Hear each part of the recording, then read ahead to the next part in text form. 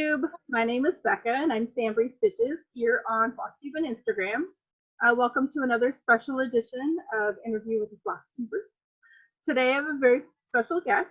She is a good friend of mine. This is Christi. Y'all know her as Java Girl Stitches. Hi everybody. There's some pretty amazing out-of-the-box finishes, and we have very, very similar likes and tastes as far as patterns go, so I'm very, very excited to interview her. How are you today, Christi? How am I? I'm doing really good. I'm doing really good. Really excited. Nervous, but excited. I know, I'm excited for people to get to know you. You were requested by quite a few people, so Aw, yeah, thank you guys. I'm pretty excited for this. Thank you. So the first question is, why did you start a Flosstube, and were there any particular motivations?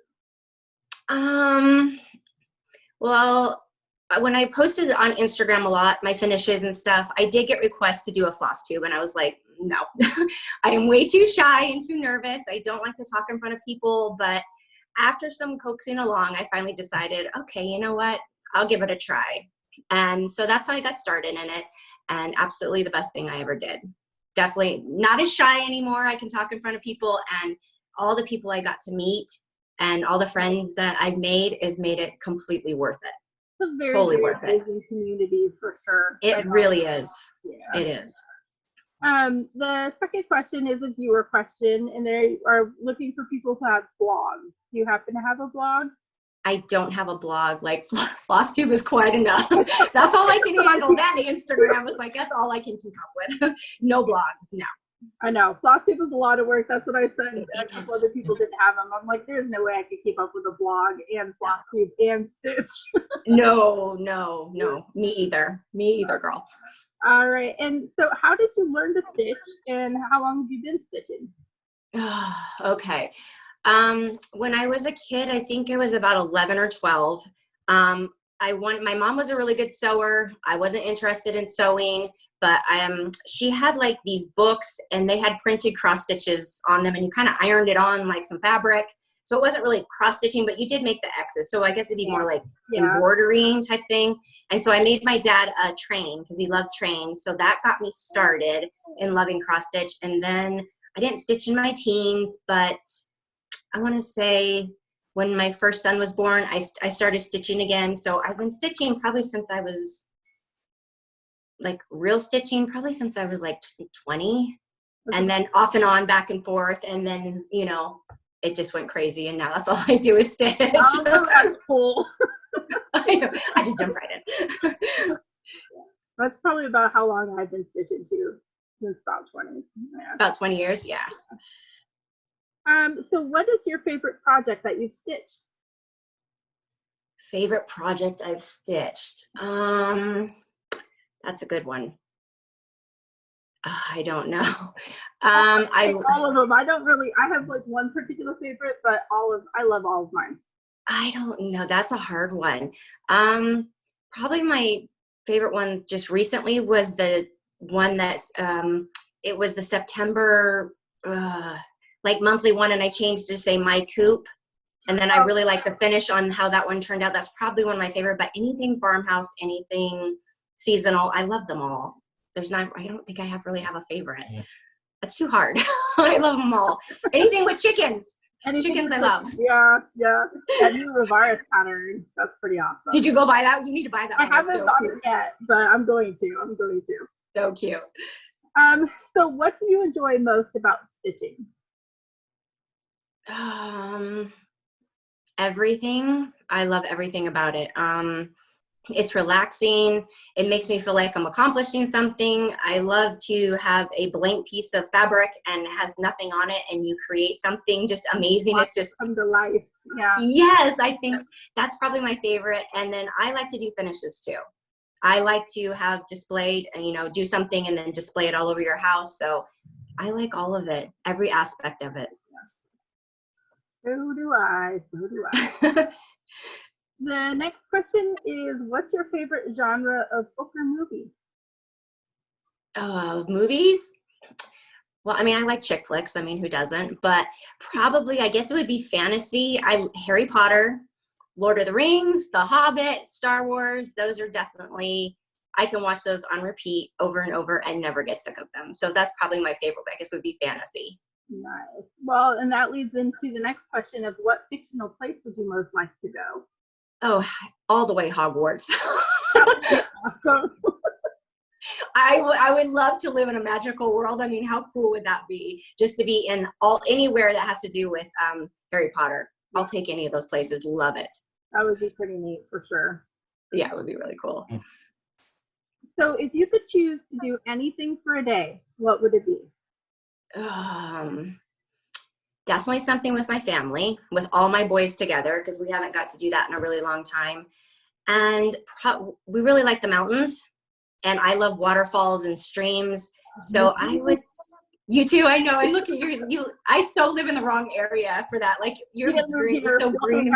I know I need to come up there, but probably like renting razors and driving through the mountains and the woods and looking at hiking to waterfalls and stuff like that. That would be probably my most favorite thing to do with my family. Yeah. We used to do that a lot before I had to start working on the weekends. We just go and find waterfalls. Oh, yes. That's like my favorite thing. Me too. Do you have any other hobbies besides cross stitch? I do. I used to toll paint. That was like way back in the 90s, but I did toll paint? Toll paint, yeah. That's when you got like, they had books and they had patterns, and you would trace the pattern on the wood. You'd cut out the wood in the shape of what it was, and then you would just paint the whole thing. Oh, that's like cool. the same, like the design. It was a lot of work, but it was a lot of fun. So I did that quite a bit for a while. And then scrapbooking. I did many, many years of scrapbooking. So much scrapbooking. Like Tyler has so many books, and then poor Chase, it's like I got into cross stitch, and that poor kid doesn't have many books at all. I'm like, I'm sorry, kiddo. So yeah, definitely those are the two things and painting signs. I'll still do those every once in a while, but it's pretty much all cross stitch all the time. Yeah. So how would your friends describe you? Oh gosh. I asked Denise this the other day, and I was like, okay, this is my first thought, is that they would say I'm crazy and that I have a bad sailor mouth. And she starts laughing. She's like, well, yes, but no, there's other things. So I would say that I'm very loyal, and I'm very protective of my friends, very protective. And I think I have a good heart. I care about people and how they feel, and I want to, like, I'm a people pleaser. I like to help people and make them feel better. So I would think they would say that, besides the crazy and the sailor mouth. Crazy and sailor mouth works too, though. It happens, you know, as long as you're nice, you can say some bad words every once in a while. Yeah, I'm right there with you. So how do you prefer to stitch? Do you use hoop, Q-snap, light, that kind of stuff? Always a hoop. I have always stitched in a hoop. I've tried Q-snaps, just not my thing. I like hoops better. And I always have a magnifier with a light for anything but Ada. Ada, I just need light, but with any kind of Lugana and even weave, now that I'm doing that more, always have a magnifier. Yeah. I have a huge, like, a floor stand one, and I do bring it with me, yes, on trips. And my husband's like, you're really going to bring that in the car with you? Mm-hmm. Yeah, I am. I have to. You need one of those little portable lights that like fold up flat, and they have a little magnifier on there. I'll have to send you the picture of that. I do have one, and I think it's too much magnification and I can't see. So okay. I'm gonna have to figure out something else so I don't have to bring that big, huge thing with me everywhere. These are fake glasses. These are readers. That's what they're to like see and to stitch. So that's what I might have to do that. I might have to go that route. Yeah. Yeah, definitely. So what is your favorite place that you've traveled, and did you bring stitching with you when you went? Okay, definitely favorite place was Hawaii. And that's where my husband and we kind of just ran away because we didn't want to, didn't want a big wedding. I was like, let's just go. We wanted to go to Hawaii. So we ran away and just got married, just the two of us, spent a week there. And I wasn't stitching then, but I mean, it's a honeymoon. You don't really have time to do any stitching. You're just out doing all the good stuff. So definitely that's my favorite place I've been. Nice. So you guys eloped. Me and my husband eloped as well. We didn't want to. Oh, did you? Yeah, but we didn't really go anywhere. We got married in the back of a wedding shop, but we still eloped and had 2 witnesses, and that was it. Yep. He wants a big old wedding or anything crazy like that. So no, I didn't either. I was like, let's just run away. They'll be fine. We told them all we were getting married, but we're like, we're going by ourselves. So what can you not do without for your stitching? Like your favorite go-to that you have to have at all times? That magnifying light.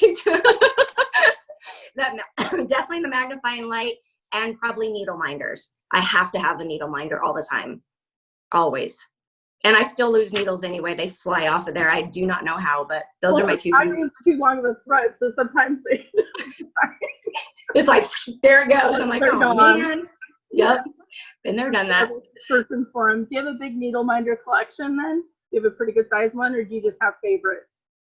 It's not too huge. I've tried not to go too crazy. I just keep using the same ones. I want to. Like there's so many cute ones out there and I want to buy them all, but I'm like, okay, needle minder or pattern. So I probably have like 20, so not too horrible. Yeah, I think I'm about that too. Some of them are really expensive. I really want to play by Kim someday. I know. So cute. Those are hard. So how do you decide on what you're going to work on next? Oh, geez. Well, you guys, if anybody's ever watched me, you know that I'll plan stuff. I never stick to it. It's pretty much, I do seasonal. So I always try to go a few months ahead so I can get the seasonal stuff done.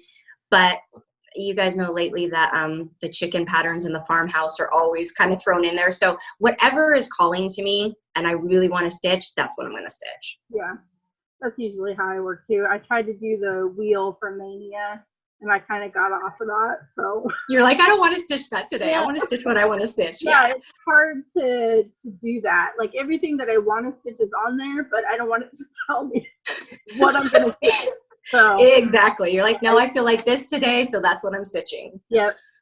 That's what's happening today too. Because the wheel told me to stitch something I don't want to stitch. I love it. You're just like me. So the last question is, what is the best thing that has happened to you so far this year? Oh, it has been a rough year, hasn't it? That's a good question.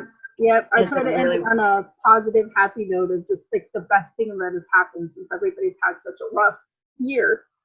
I know, but definitely the best thing that's happened is moving in with my dad. And the timing, like I believe in God's timing. I mean, we moved in and planned it. And we moved in, I mean, 2 weeks later, the virus came up and everyone was quarantined. So it worked out good that because my dad would have not been good by himself. So that's probably the best thing that happened this year was being able to move in with my dad and be here with him. Yeah, that timing was pretty perfect. It was. I know. Heaven too. I'm sure he. I know. Yes. Oh, what'd you say? The she shed? No, well, you have the she shed, but he must be just over the moon happy about you guys moving in and just having family there with him. So he is. It's really, really nice. He's so funny. So I am jealous of your she shed though. I don't know, in some of my videos you can see the shed that's out over here, and I'm thinking about it. You need to. It's a lot of work. You need to.